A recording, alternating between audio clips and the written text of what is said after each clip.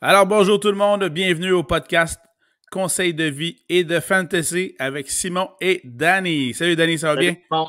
Oui, ça va bien. Good. Alors, on aime le fantasy football, les pots de football, on est là pour ça. En fait, Danny m'a confié qu'il avait toujours rêvé d'animer Salut Bonjour et on s'est dit que la meilleure façon pour y arriver, c'était de commencer un podcast sur le football. C'est ça, Danny? Oui, j'aimerais commencer par Salut Bonjour Week-end. Ça serait plus, tu sais, ça irait. Mais Gino, il n'est pas tassable. Fait que je vais me contenter de Salut Bonjour Week-end. Excellent, excellent. Puis après ça, Oui. je pense qu'on rêve toujours à la poule aussi. La poule et oui, la poule. Et peut-être là, il y a une émission qui est sortie avec Guy Jodoin. Là, il se promène partout, là, Oui. puis il fait chanter du monde là, devant Avec des des beaux drones décors. puis tout, là. Ouais. J'aimerais Wow, ça. OK. OK, J'aimerais c'est le bon. salaire pour le temps qu'il fait. Oui, j'aimerais beaucoup. Intéressant, ça.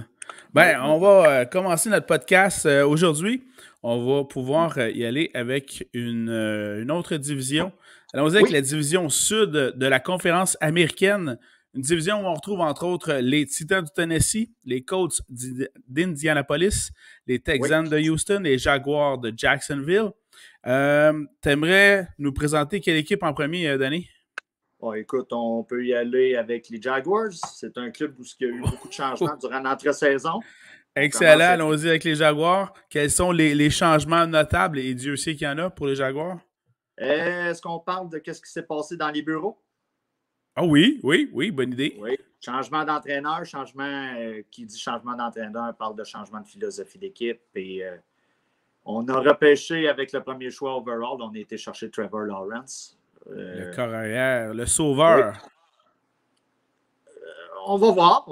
Le coach a été perçu comme un sauveur. Le QB a été perçu comme un sauveur. On a été chercher Travis Etienne aussi avec un choix de première ronde parce qu'on repêchait 2 fois du côté des Jags.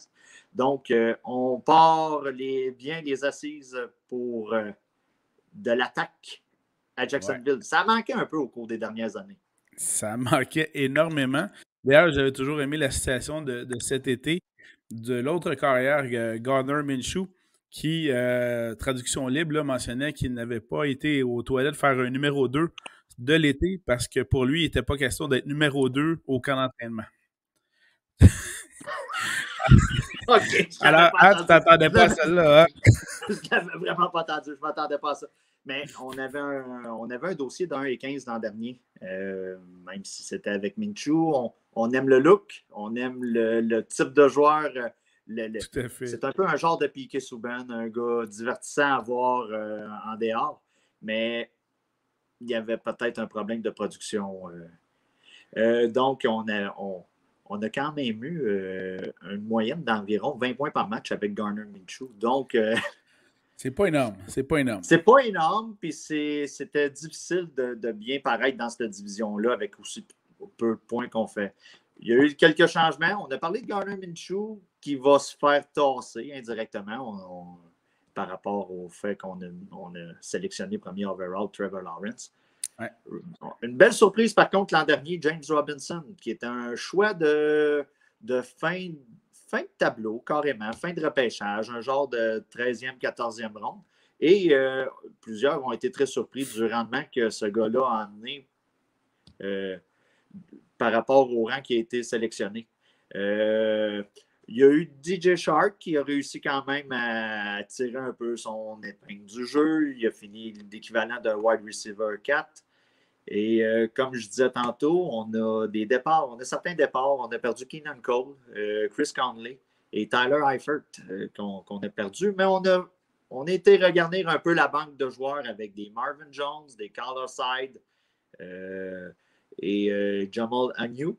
Et on va se le dire, cette année, c'est carrément une nouvelle attaque là, avec l'arrivée de Trevor Lawrence. Totalement. Puis récemment, donc on enregistre à l'aube de la fin de semaine, de la fin du mois d'août, le présent podcast. Puis on a donc déjà plusieurs nouvelles, évidemment. Là. Premièrement, Travis Etienne, sur lequel il y avait de gros espoirs pour soutenir le champ arrière en tant que porteur de ballon. Mais Travis Etienne a subi une importante blessure qui met potentiellement fin à sa saison avant même qu'elle ne soit commencée. Ça commence fort. Tu parlais de James Robinson, donc le rôle que James Robinson aura chez les Jaguars sera d'autant plus important. Il a quand même connu une saison d'au-dessus de 1000 verges par la course l'année passée, ce qui est franchement impressionnant. Oui. Au niveau de la passe, c'est au-dessus de 300 verges, 344 verges par la passe aussi. Donc, pour ma part, j'entrevois un rôle tout aussi important cette année en raison évidemment de la blessure de Travis Etienne pour James Robinson, qui pour moi devient donc un running back top 15 là, de la Ligue, selon moi. Là. Parce qu'on se posait un peu la question avec Étienne dans le portrait, on se disait qu'est-ce qui va arriver? Est-ce que ça va être une utilisation 70-30, 60-40 en faveur d'Étienne? Mais là, la blessure, malheureusement, on n'aime pas ça quand ça arrive, mais on aime ça aussi. Ça ajoute un peu de clarté à la situation. Donc, James Robinson tombe un excellent choix de deuxième, troisième ronde. Où ce qui va avoir beaucoup de courses, il va avoir beaucoup de chances de porter le ballon. Donc, on aime ça un peu. On n'aime pas les blessures, mais on aime un peu de clarté et c'est l'exemple parfait de ça. Tu parlais de Trevor Lawrence, le nouveau carrière des Jaguars. Oui. Est-ce qu'il a une valeur en termes de fantasy football actuellement? Il y a une valeur de QB2, QB3. Je serais plus porté à vouloir le repêcher dans une ligue Superflex. On en parle beaucoup depuis le début. Pour moi, ce n'est pas un top 10 pour tout de suite. On pourrait avoir une surprise, mais je le vois plus top 15, top 20, plus top 15 que top 20 pour être honnête. C'est sûr que dans les ligues qu'on appelle... C'est sûr que dans les ligues qu'on appelle Dynasty, oui, où on va conserver des joueurs à la fin de la saison en vue de la saison suivante, là, Trevor Lawrence prend donc beaucoup plus de valeur à ce niveau-là et j'aurais pas de misère, moi, à le repêcher comme deuxième ou troisième carrière. Évidemment, je ne m'attends pas à un rendement cette année, mais je le conserve donc en vue de la saison prochaine à ce moment-là. C'est ça. Si vous avez un QB qui prend de l'âge, un genre de Matt Ryan, qui me pop dans l'idée comme ça peut être un excellent avenue pour prévoir l'an prochain. Parce qu'on peut déjà préparer l'an prochain avec un repêchage cette année. Et au niveau du groupe de receveurs, que ce soit les receveurs de passe ou même les ailiers rapprochés, avec un corps arrière recru comme ça, est-ce qu'on peut s'attendre à un grand rendement de la part de ce groupe-là? Je vois surtout des wide receivers de type 4 qu'on va utiliser comme flex puis tout ça. Ces gars-là vont finir par être pratiques une fois dans l'année. C'est semaine 8, semaine 9. Les rushs de bye week, c'est sûr qu'il va falloir. C'est sûr qu'il va falloir t'habiller un. Si j'en avais à en repêcher un dans le tas, je prendrais Chenot. C'est avec lui j'irais. Certains vont être tentés par Marvin Jones. Très comprenable aussi. Mais et on se souvient un peu, il y a 2 ans, là, DJ Shark avait quand même très bien performé. Voilà. Exactement. Mais moi, je vois son rôle réduire un peu là, avec on va se le dire, Chenot a quand même très bien fait l'année passée dans les circonstances avec Gardner Minshew, comme on parlait tantôt. Tout à fait. Donc, une belle éclosion, Chenot. Oui, je serais tenté plus d'aller vers Chenot, mais je ne mets pas d'espoir. Si en début de saison, semaine 2, semaine 3, je suis obligé d'habiller un des wide receivers des Jaguars, je me pose des problèmes sur mon line-up.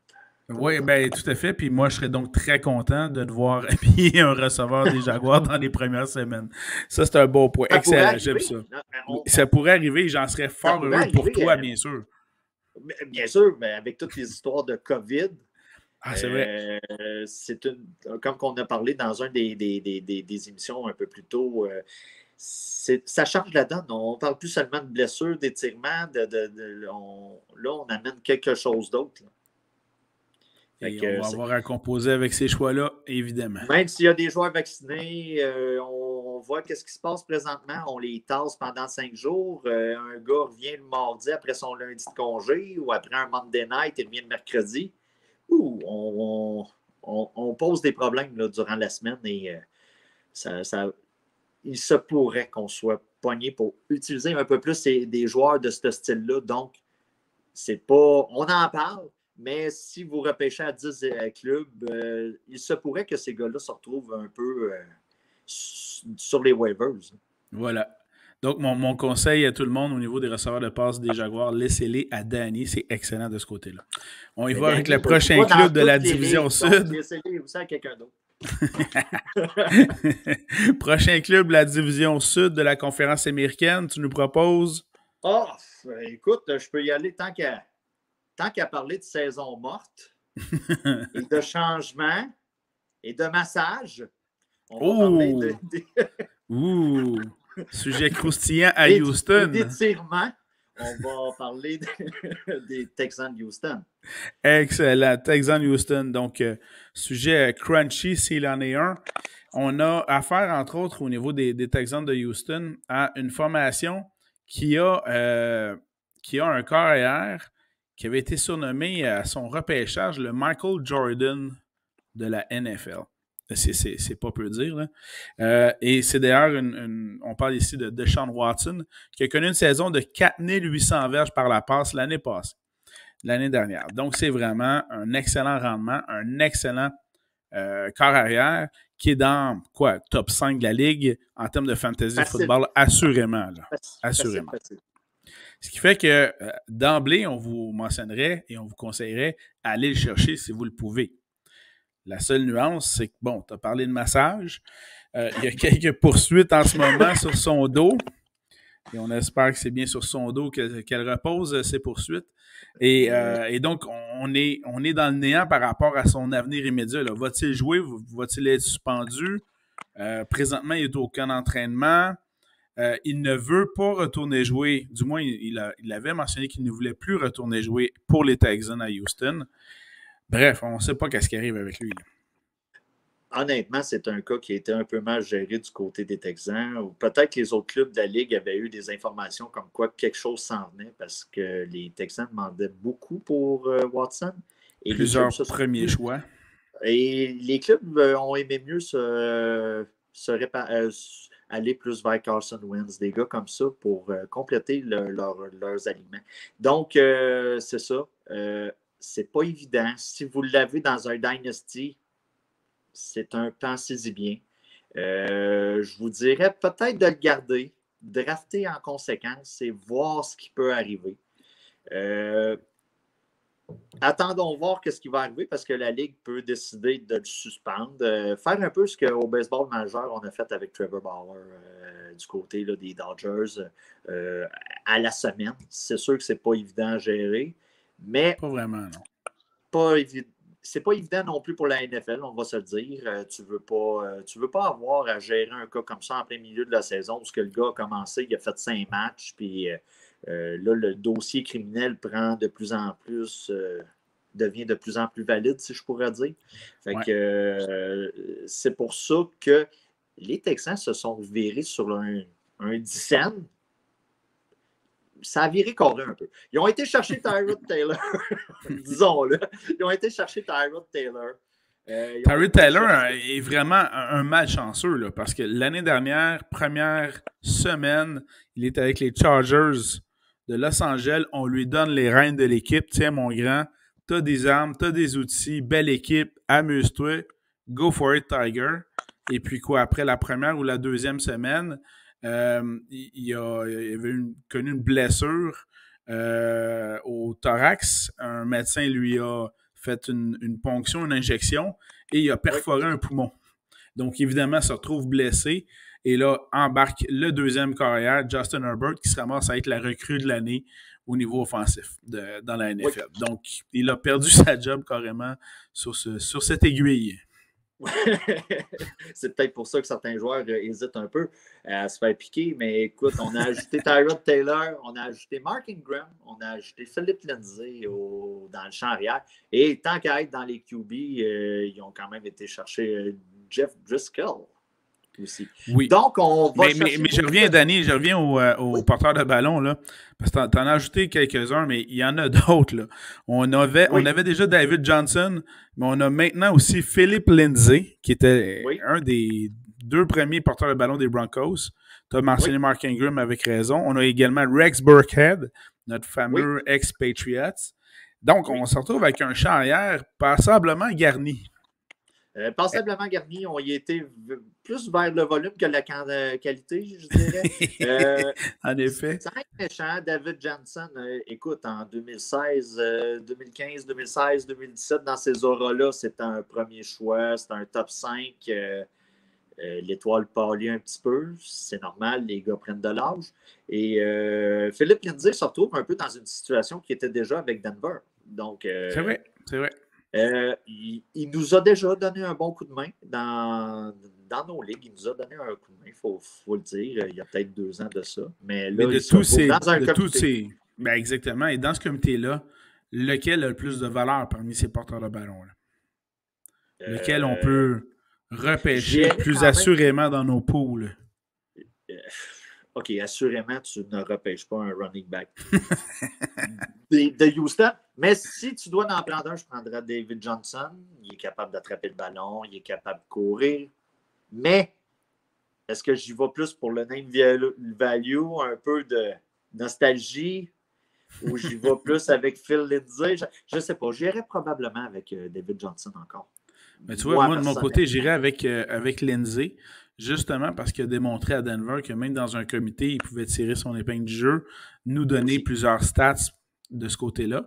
Mais là, on ne parle plus d'un comité, là, on parle d'un groupe, d'une église, d'une communauté en tant que running back avec au nombre qu'il y a. Là. Ça n'a pas de bon sens. Oui, puis on a tendance à oublier que Tyrod Taylor est capable aussi de courir. Donc, tu rajoutes un running back au running back qui est déjà sur le terrain.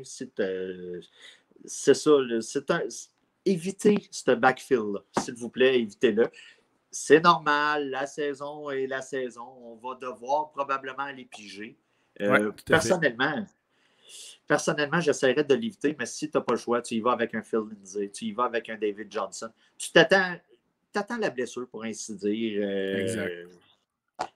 Pour moi, la personne qui a le plus de valeur là, fantasy, si je peux dire, dans cette équipe-là, c'est Brandon Cooks. Ben voilà, exactement. Surtout que les Texans ont perdu ce qui était leur deuxième receveur de passe l'année passée, Will Fuller, qui est rendu avec les Dolphins de Miami et qui doit d'ailleurs, je crois, encore purger certains matchs de suspension qui avaient été l'année passée. Grand bien lui fasse. Et donc, Brandon Cooks avait déjà connu une saison d'au-dessus de 1150 verges par la passe l'année passée. Will Fuller et ses 879 verges n'est plus là. Donc, forcément, Cooks, normalement, devrait connaître une aussi bonne saison. D'autant plus que, oui, on a ajouté certains joueurs, mais la qualité, encore une fois, n'était peut-être pas tout à fait au rendez-vous. Et donc, Brandon Cooks devrait avoir énormément de passes à Houston. Peu importe si c'est Tyrod Taylor ou Deshaun Watson. Peu importe le corps arrière, c'est un joueur que je ciblerais dans les alentours de 5e, 6e ronde. Ça se pourrait dans ces eaux-là. Mais écoute, on va se le dire, si Deshaun Watson revient, vous vous ramassez avec un très solide wide receiver numéro 2 qui va frôler certaines semaines le wide receiver numéro 1. Tout à fait. De ce côté-là, ça c'est bon. Puis évidemment, on n'a pas besoin de parler de la défensive qui est inexistante à Houston, donc aucun problème. On s'est débarrassé de J.J. Watt, on s'est débarrassé un peu du cœur et de l'âme de l'équipe. Ça ne l'a pas aidé avec la situation de Watson. Et je crois que, honnêtement, comme que j'ai déjà parlé, si on habille Taylor à tous les semaines, c'est une attaque que je cherche à mettre une défensive contre à chaque semaine dans mes affrontements. Donc, on veut toujours que notre défensive affronte les Texans de Houston, ça c'est clair. C'est sûr. Fait que si vous visez un club là, de cette section-là, vous savez qu'au moins 2 fois par année, facilement, vous allez avoir un match-up savoureux, juteux. Et on va s'en parler avec... Ça, c'est bon. On va s'en parler d'ailleurs avec un des 2 autres clubs dont les 2 noms commencent par la même lettre, le T. Est-ce qu'on en parle tout de suite? Ben, vas-y, garde quel club tu veux parler. Titans du Tennessee. Je veux parler des Titans.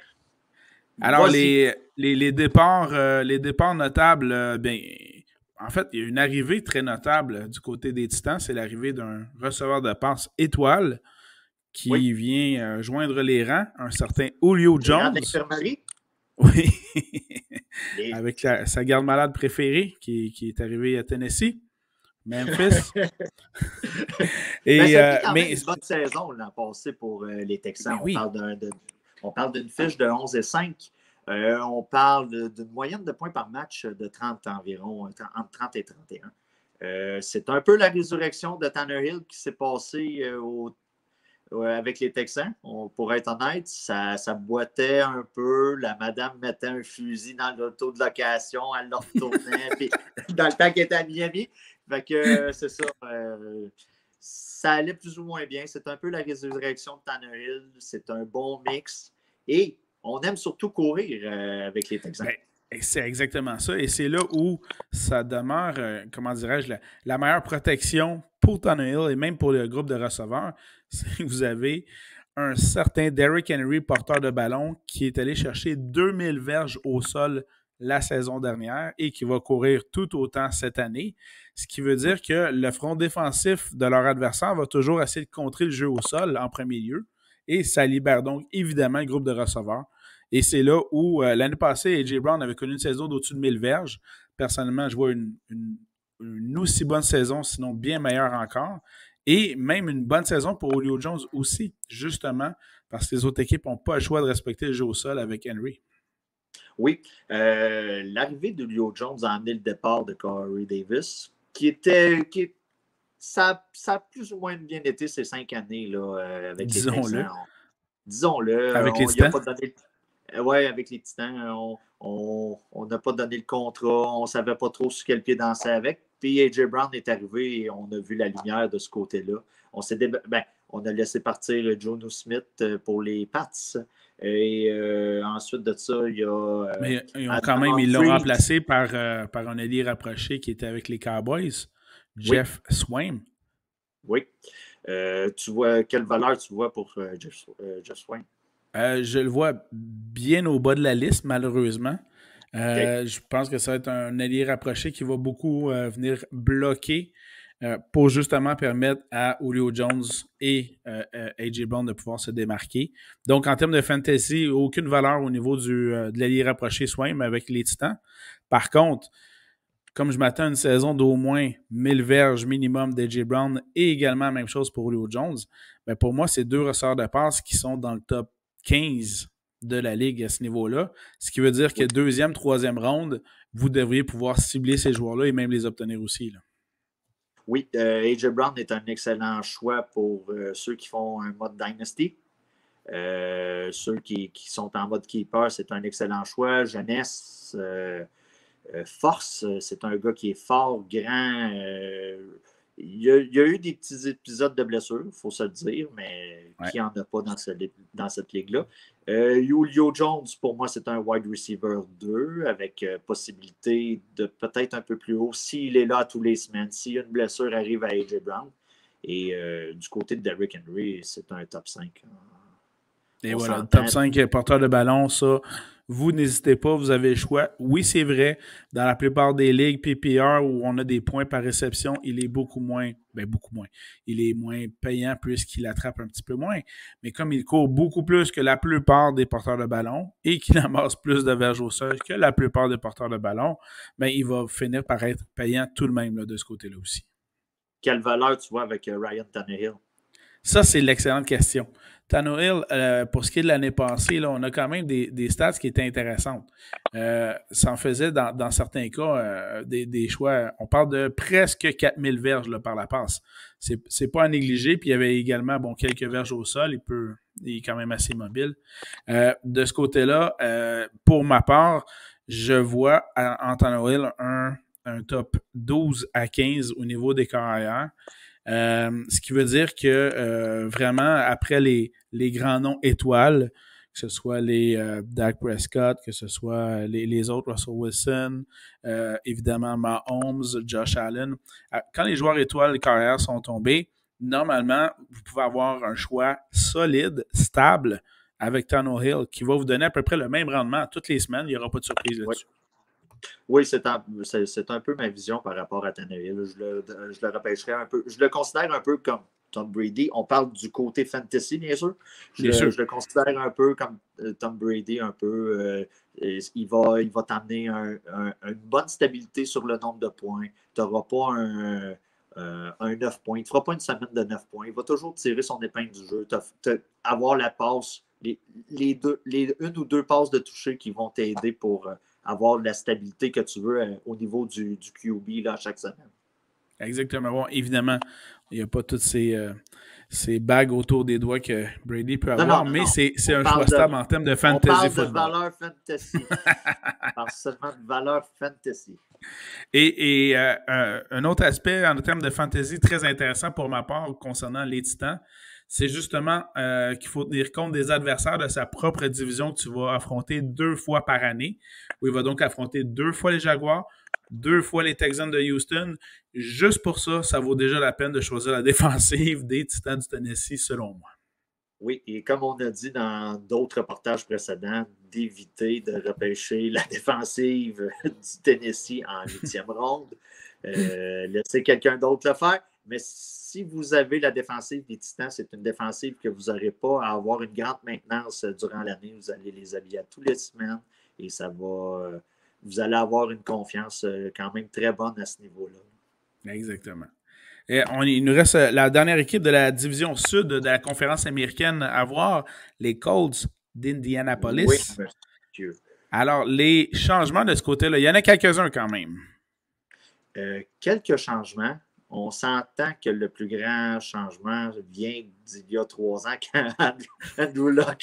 Ça fait 2 ans ou 3 ans que Luck a pris sa retraite? 2-3 ans, effectivement. C'est là que. Je pense que ça fait 2 ans. C'est vraiment au moment où Luck a pris sa retraite que la chance des Colts a tourné. Ouf. Excusez-moi. On a essayé avec Philip Rivers. Ça a été quand même pas si mal. On a réussi à quand même gagner 11 victoires avec l'an passé. Là, on l'a remplacé. Il est parti à la retraite. Il est parti élever ses enfants, sa garderie. Il est rendu à combien, là? 9? 9. Hein? Je sais pas comment il fait. J'en ai 3, puis je trouve ça suffisant, là. Et le gars coach le club secondaire de son garçon, quelque chose comme ça, là. Fait que, ça doit être beau, les mots d'encouragement et de motivation de la part du coach, quand on sait que Rivers était un des meilleurs trash talkers de la ligue, donc un de ceux qui pouvait verbaliser pas mal toutes ses émotions sur le terrain.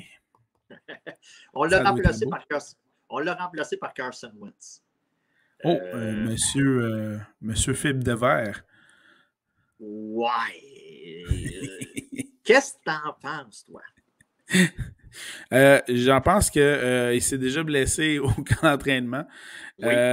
Quand c'est rendu que ton équipe qui t'échange peut recevoir un plus grand nombre de choix au repêchage en fonction du fait que tu te blesses ou non, c'est signe que c'est une grande préoccupation à Indianapolis là, au niveau de Carson Wentz. Par contre, personnellement, quand il est bien entouré, une bonne attaque au sol, une bonne ligne offensive, un bon groupe de receveurs de passe, ce qu'il n'avait pas à Philadelphie, mais je pense qu'il peut faire quelque chose d'intéressant. Là, on fait le parallèle là où il se trouve en ce moment avec les Colts. Une très bonne ligne offensive. Quentin Nelson est un des top 5 gardes de la ligue. On a une bonne attaque au sol en comité. Les receveurs de passe, on a une plus grande qualité qu'à Philadelphie, mais c'est pas encore la panacée. C'est pas encore les meilleurs groupes de receveurs de passe de la ligue non plus, mais je pense qu'il peut s'en tirer. Mais je ne vais pas aller le chercher rapidement, 3e, 4e ronde, comme mon premier, ni même mon deuxième carrière. Là. Carson Wentz, je m'attends à à peu près 3000, gros max 3500 verges par la passe. Environ, oui. Puis ça va donner environ un carrière top 20, top 25. Plus 25. Moi, je trouve que c'est plus un top 25. Moi, personnellement, je trouve que c'est plus un top 25 parce qu'on va se le dire, les gens qui courent en arrière, il y a de la qualité là. Tu as Jonathan Taylor, tu as Nyheim Hines, puis on a ramené le blessé Marlon Mack. Fait qu'on a encore un comité, mais avec un comité qui est mené, je crois, clairement par Jonathan Taylor. Clairement, mais le problème que j'ai avec Jonathan Taylor, c'est qu'on a ramené Marlon Mack alors qu'on n'était vraiment pas obligé de le faire. Surtout après le type de blessure que le gars avait eu. Je crois que c'est une blessure au tendon d'Achille. Nyheim Hines est toujours là pour venir voler un peu des séquences à Jonathan Taylor. Si vous avez été quelqu'un qui a eu Jonathan Taylor les 8 ou 9 premières semaines de l'an dernier, ce gars-là vous a frustré énormément. Dont toi, je crois. Hein? On sent de la frustration. Ouais. Là. Et écoute, mais c'est là que c'est important d'être moins émotif, un peu plus logique. Je me suis dit que j'avais mis beaucoup de bon capital de repêchage sur Jonathan Taylor. Je me suis dit, je vais le garder, à la limite, je vais l'échanger, je vais essayer d'aller chercher quelqu'un de bien pour. Mais la fin de la saison a beaucoup aidé à faire augmenter sa valeur et le faire, comme on dit, skyrocketer dans les drafts, dans les chartes de repêchage. Puis donc, présentement, pour Taylor, tu vois quelle pourrait être sa valeur présentement au niveau du repêchage de Pour nos moi, c'est un fantasy top 10. football? Pour moi, c'est un top 10 pour cette saison. Et à long terme, si on parle de Dynasty, présentement, c'est facilement un top 5 ou même top 3. Si les choses ne changent pas, si ça va comme la fin de la saison l'an passé, ça, j'en doute. Mais on y va avec ce qu'on a vu. Donc, je m'attends à du très bon long terme. S'il y a une blessure qui arrive à Naïm Hines, là, il va être là pour les 3 essais. Ça va être tout le long du match. Je m'attends au-dessus de 300 portages de ballon. Je m'attends à du CMC. Hey, OK.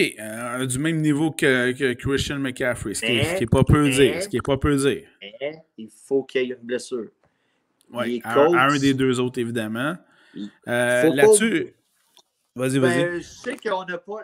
On a la même vision, puis on ne l'a pas par rapport à Jonathan Taylor. Jonathan Taylor, si on enlève ses 6 derniers matchs où il a affronté Houston 2 fois, je crois, et c'était, je crois, c'était des matchs de division ou quelque chose comme ça. Il a fait à peu près la moitié de ses points de l'année au cours de ces matchs-là. Donc, là, on tombe dans une autre affaire qui s'appelle est-ce qu'on fabule les gens qui regardent ça ou on a la valeur réelle du joueur? Voilà. Ben, les détracteurs de Taylor vont mentionner premièrement qu'il est encore dans un comité, donc ça peut réduire sa valeur. Également aussi que effectivement ses meilleurs stats sont contre les équipes de cette division. Et donc des moins bonnes stats contre les autres équipes de la NFL. Par contre, ceux qui sont les partisans de Taylor vont vous dire qui a été un excellent joueur au college, un des meilleurs au college, donc le niveau d'attente est très haut au niveau de la NFL à ce niveau-là. Deuxièmement, qui a quand même connu une saison de plus de 1100 verges au sol l'année passée, ce qui est quand même assez impressionnant. Et ses partisans vont vous dire qu'il y a eu la plupart de ces verges contre les équipes de cette division, ben ça tombe bien, parce qu'ils affrontent encore 2 fois par année, cette année aussi. Donc, il va quand même jouer 2 fois contre les Jaguars, contre les Texans, contre les Titans. Donc, je pense que c'est le genre de joueur, pour moi personnellement, c'est un top 12 en termes de porteur de ballon. Et c'est un genre de joueur que je vais apprécier, regarder les affrontements de la semaine, les match-ups, et justement regarder quelle équipe il affronte. S'il affronte les Steelers de Pittsburgh, ça se pourrait qu'il soit sur mon banc. Mais s'il affronte les Jaguars, les Texans, etc., ben c'est sûr que je l'habille et il va faire un maximum de points. Là. Regarde, j'ai sorti, là, le temps qu'on a par la magie de l'informatique, j'ai sorti à partir de la semaine 13. Il avait été absent là, pour la semaine 12. Il est arrivé une histoire, je crois, à ce moment-là. Semaine 13, on parle de 91 verges au sol, 44 verges de réception de passe sur trois lancers qui avaient été dirigés vers lui. 3 lancers? 3 lancers. 3 targets. J'essaie de franciser le fantasy football. Et ensuite de ça, semaine 14, grosse game contre Las Vegas. 150 verges au sol et 15 verges attrapées. Là, on s'entend que ça ajoute pas mal au total. La semaine d'après, semaine 15, contre Houston, le premier match contre. Dans le fond, le deuxième match contre Houston sur le petit stretch, on parle de 83 verges au sol et 12 verges attrapées. Et ensuite de ça, semaine 16, 74 verges seulement. OK. C'était quand même sur 18 portées de ballon pour une moyenne de 4,1, ce qui n'est pas mauvais, mais ce qui est c'est le nombre, c'est le volume qui manquait Voilà. un peu. Exactement. Et là, c'est la semaine contre Jacksonville, semaine 17, où ce qui a fait 253 verges sur 30 portées de ballon. Et 253 verges? 253 verges. Et mon My ordinateur God. me dit ici qu'on parle de 2 touchés. Donc, Wow. est-ce extrêmement payant. Est-ce que la donne a été faussée? Parce que je regarde, là, on parle de Jonathan Taylor, parce que c'est quand même important. C'est un gars qui va sortir en première ronde. Ouais. Et j'énumère ça rapidement. Semaine 1, 22 verges au sol. Okay. Semaine 2, 101. Semaine 3, 59. Semaine 4, 68. Semaine 5, 57. Semaine 6, 60. Je comprends d'avoir sacré au début de la saison avec un rendement aussi irrégulier. Écoute, sur les forums, sur Twitter, où nous, on va consulter, les gens parlaient de le dropper. Ouais, on parlait même plus de l'échange, on parlait de le dropper.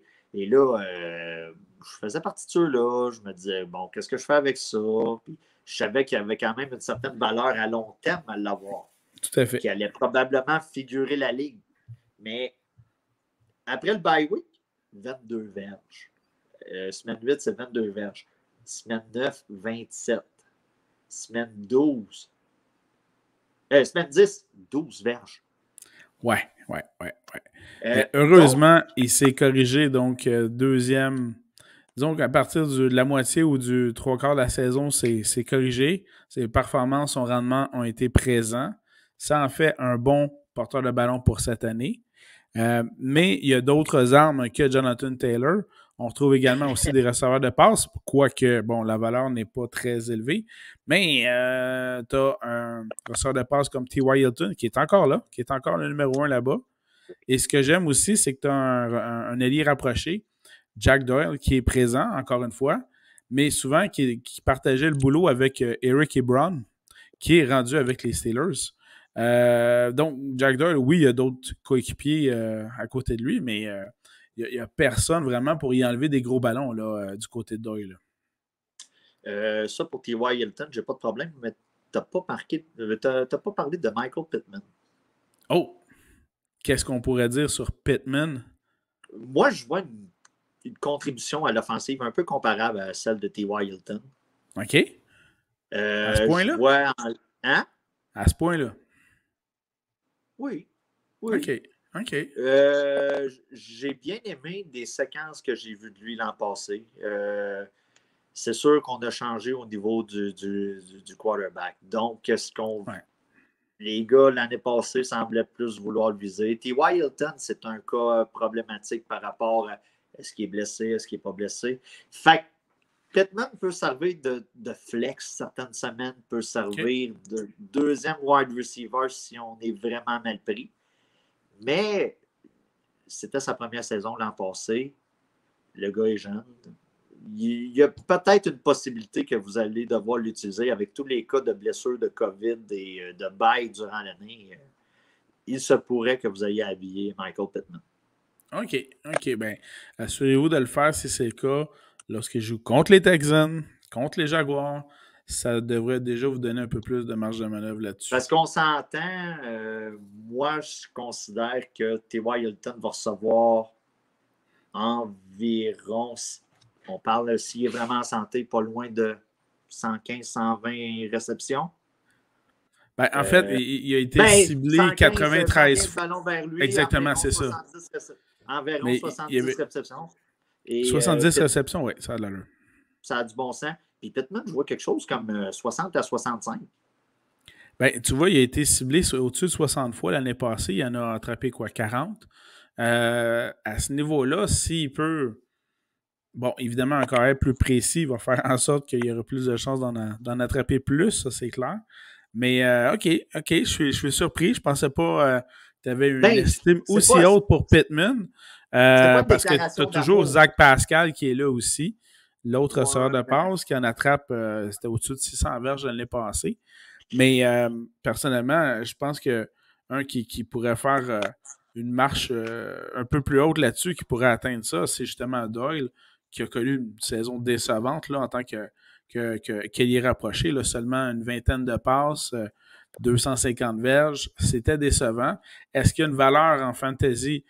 Pas pour votre repêchage qui aura lieu bientôt si vous n'avez pas déjà repêché.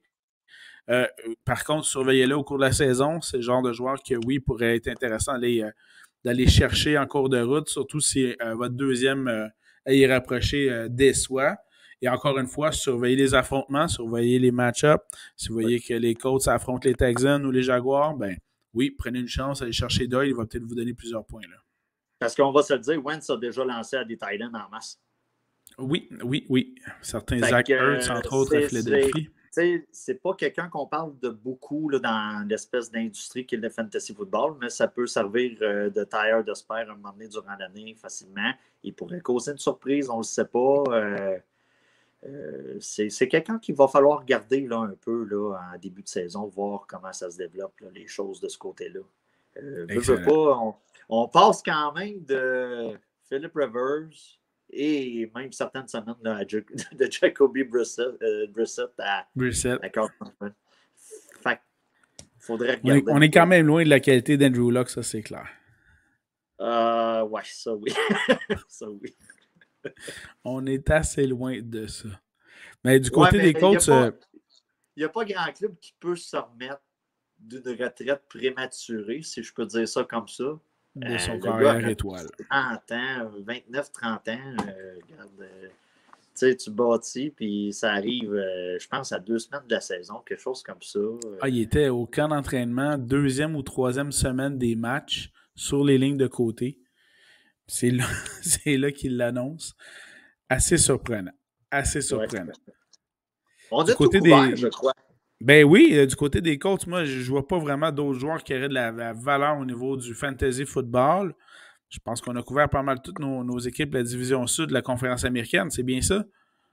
Ben oui, on a fait les 4 clubs. Et, il va y avoir un autre chronique, reportage, publie machin truc sur Internet. Là, j'imagine qu'on s'enligne vers la division Ouest. Oui, prochaine édition du podcast. Allons-y pour la division Ouest. Dans ce cas-ci, toujours de la conférence américaine, ce qui va boucler la boucle dans l'américaine et on pourra commencer la nationale par la suite. Alors, suivez-nous. On va vous revenir avec les différentes éditions, les différentes plateformes. On va essayer de vous donner des nouvelles parce que, bien sûr, comme Danny veut passer à Salut Bonjour, on va essayer de publiciser le tout assurément. Gino en tremble. Je suis sûr. Merci beaucoup, Danny. Bien apprécié.